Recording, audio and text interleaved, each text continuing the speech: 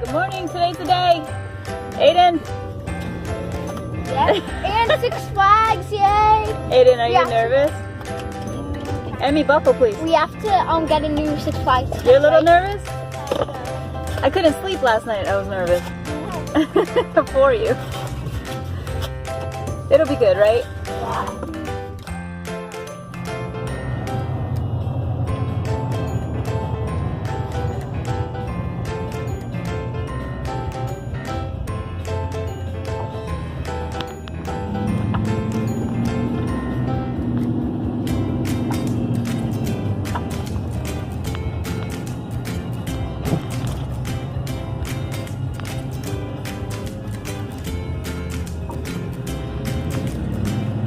Oh, it's full already. You're gonna have to park around back.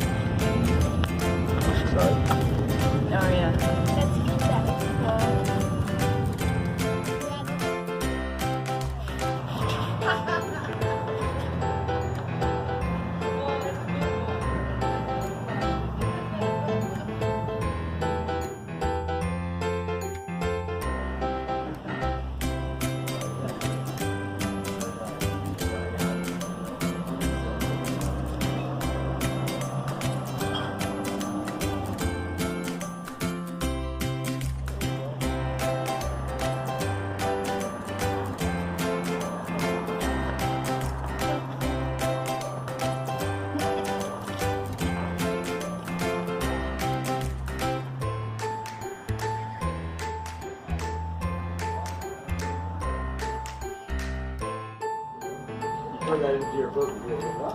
Hey, Dad.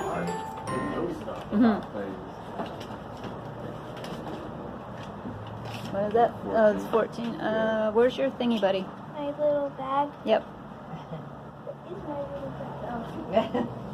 Don't lose the bag. Yeah, these are just beautiful. There's snacks over there too. Cupcakes and cookies if you want some. Honey, come over here, cause Thank you. Sweetheart.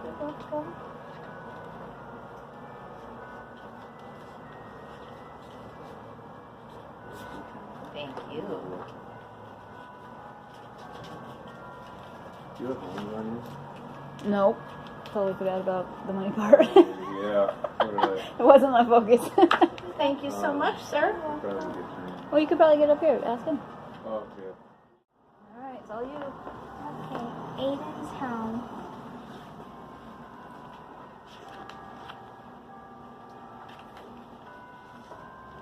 He's gonna show the pictures.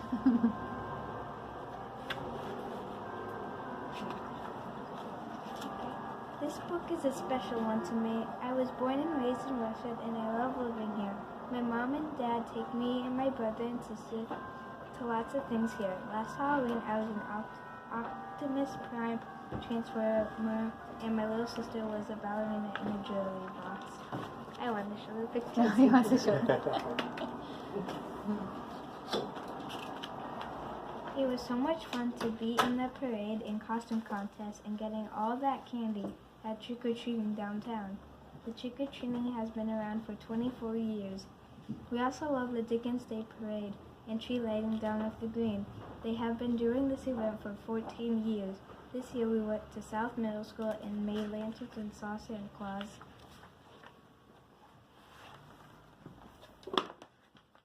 Reverend Edward Taylor, who was the first pastor of the Puritan Church in Westfield and a published colonial poet. Lieutenant Richard Bailey Drew, who served as General Washington's chief armorer in Boston during the Revolutionary War and manufactured muskets at his secret armory in Westfield.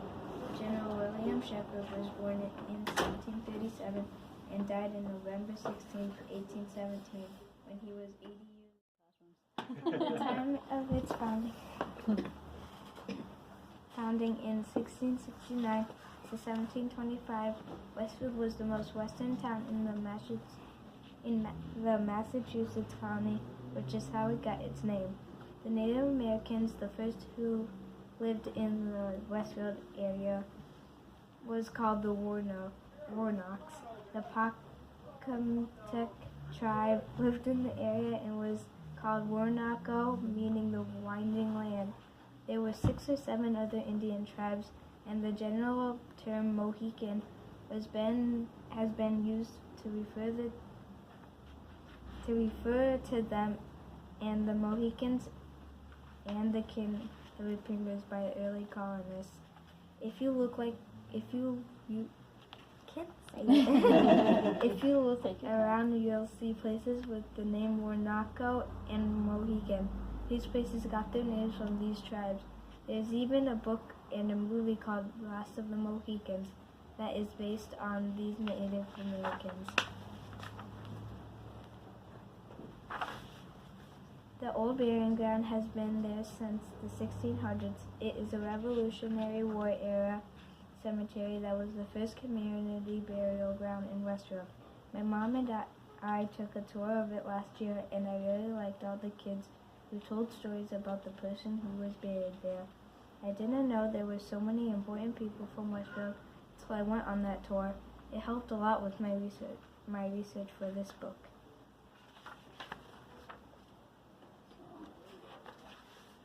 The old burying ground also has ghost tours in September that I'm really excited to go to this year. Some of the people buried in the old burying ground are General Wareham Parks, who served during the Revolutionary War, Reverend Edward Taylor, who was the first pastor of the Puritan Church in Westfield and a published colonial poet, Lieutenant Richard Faley Jr., who served as General Washington's chief armorer in Boston during the Revolutionary War and manufactured muskets at his secret armory in Westfield. Oh, I didn't know any of that. Me neither. It's a good history class there. General Hey, good afternoon. How are you? Shepard was Let born me know in if I can help you find anything. 1737 and died on November 16, 1817, when he was 80 years old. No, General never Shepard did. served George Washington during the Revolutionary War. He also put down Shays' Rebellion at the Springfield Armory and served as a Massachusetts state legislator and as a congressman in 6th and 7th Congress in Philadelphia and Washington. Very interesting.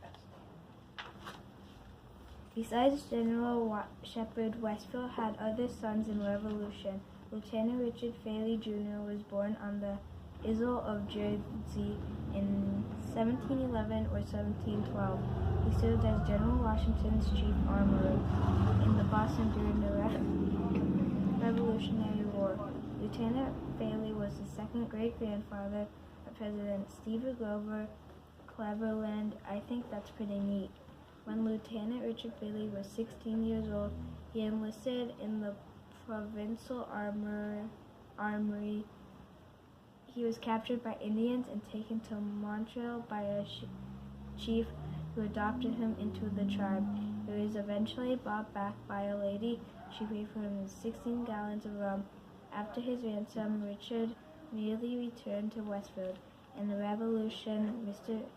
Faley had made guns for the Patriot Armory in Montgomery, Massachusetts. The site of the armory was a deep glen where a small stream ran through it at the foot of Mount Tikio. It was chosen because it was hidden, so it made it really hard for the British to know anything about it.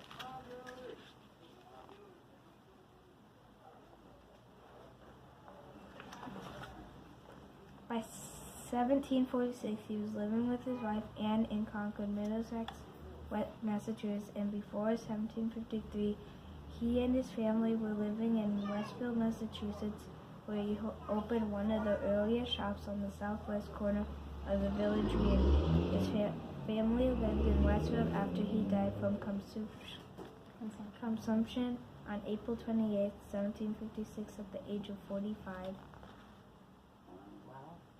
Oh, that's right. Mm-hmm. Edward Bartholomew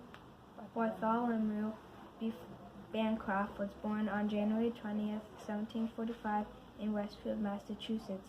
He was a physician and chemist who was also a double agent. He spied for both the United States and Great Britain while he was serving as a secretary to the American Commission in Paris during the American Revolution. Edward Bancroft died on September 7, 1821, at Addington Place in Moorgate. Bancroft's activity as a double agent was not revealed until 1891, when the British people released the papers to the public. When I found out that there was a spy that was born in Westfield, I thought that was so cool, so I wanted to put it in my book. I think he looks like George Washington. Yeah. Very good, Oh, yes. that's cool. Excellent. That is a good word for that. Early in the 19th century, the making of bricks, whips, and cigars became the main occupation. Westfield became known as the Whip City as early as 1808, when the first whips were being made here. The whips were made with a hickory stick and a leather lash held together by a keeper. Westfield was an important part of making buggy whips too. I got to snap a whip at the museum in the library when I went for hands-on history. It was hard at first, but I kept trying and I finally did it. I also learned how to make a belt out of yarn by hand. It was a lot of fun. I can't wait to go to hands-on history again. Wow. Cool. I am a third grader in Franklin Avenue School. There was a different school there that was built in 1866. It was a two-story brick building with 4 rooms that were used until the new school was built. My new school doesn't look anything like the original one. I wish I could have seen it. The new school was built in 1953 and was much bigger than the old one. It served students from kindergarten to 5th grade. I love my school and my teachers. Completely different, huh? It's a lot more littler and only had 4 rooms. Yeah, bigger. There were much different ways for people to get around to places in the 1800s. Trolley cars were the mode of transportation at the turn of the century. A horse pulled the trolleys, then they changed to compressed air, and finally the tracks were electrified in 1895. Westfield also had a railroad. The first one was called the Western Railroad. Its first train ran from Westfield to Chester in 1841. So cool. You know, this is the trolley station. We were the trolley station. Really? This was Really? the Really? trolley. You came to get on the trolley, yeah. Oh, wow. I'll show you a picture later. Okay. Albert Augustus Pope manufactured the first American bicycle in 1877. In 1914, Pope Manufactured Co. moved its main offices to Westfield, Massachusetts. Westfield continued to make Columbia-branded bikes, but also made bikes for other companies too. Columbia Bicycles stayed in production in their Westfield plant under the name of Westfield Manufacturing Company. My grandpa worked at Columbia Bikes for 45 years.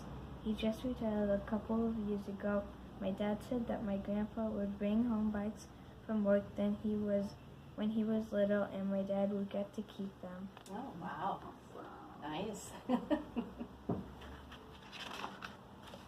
The green was very different back in the mid-1800s. There were lots of trees, and it was used as a training ground for the militia and for cattle shows.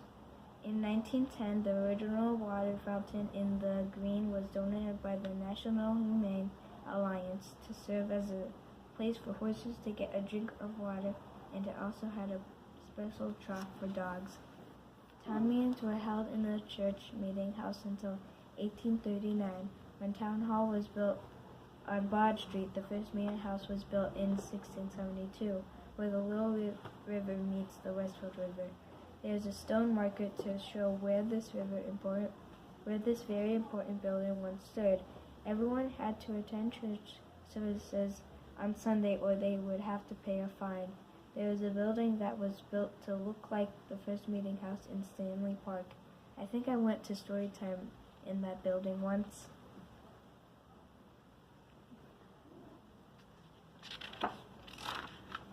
Another place I love to go is the Dewey House. I've gone with my mom and dad, and I've gone for field trips at school. I love to see how they lived that long ago. The 4 Dewey brothers, Josiah, Thomas, Israel, and Jedediah, moved to Westfield from Windsor, Connecticut to start a new life. Joseph Dewey was a local farmer who was also involved in a local politics. He built the Dewey House around 1735. No one knows the exact date the house was built, but it seems that it was between 1717 and 1756, so they say it's 1735. While he was building the house, Joseph Dewey may have lived at the foot of Pine Hill in the salad house dug into the bank. He used wood from the local woodlands to build the house. The new house is at 87 South Maple Street. You can visit it today and see the way they lived. There are so many things that I learned about where I live, and there's a lot more still to explore. I really like researching it and taking pictures around town. Maybe it will inspire you to explore your town. I hope you enjoy my book as much as I enjoy writing it. Absolutely, yes. That's so good. I learned so much. Me too. Thank you. How much does that sell for? $7. Cool. I'm gonna buy 2 copies right now for the shop. That is wonderful. I learned a lot now researching that. Which is great, and then you can connect on Facebook and in the group and everything. Susan is great at pulling all that together. She's such a wonderful woman. She's very supportive too. So Yeah. like if I post Feels something like about a nice him, big family. yeah, it does. It does. Which is good, and especially when you're his age and you're writing. You don't see that often, so there's not a lot of sort of younger support. All right, we're all done, and I would call that a success. What do you think? Yeah. Was that fun? Yeah. We're eating lunch now. Go to Six Flags. We're gonna go to Six Flags. What'd you think, Ayden? Was that fun for you? Yeah. How'd you like reading? I think the reading was good. It was good? I like to do the bumper because I'm going to be Ayden. She's excited. She's old enough now, possibly, to do the bumper cars, so we'll see. Would you do that again, bud? You want to say thank you to everybody who came? Thank you. Yeah. We appreciate it, right? All the support. All right. And we'll see everybody again at Articulture 2019.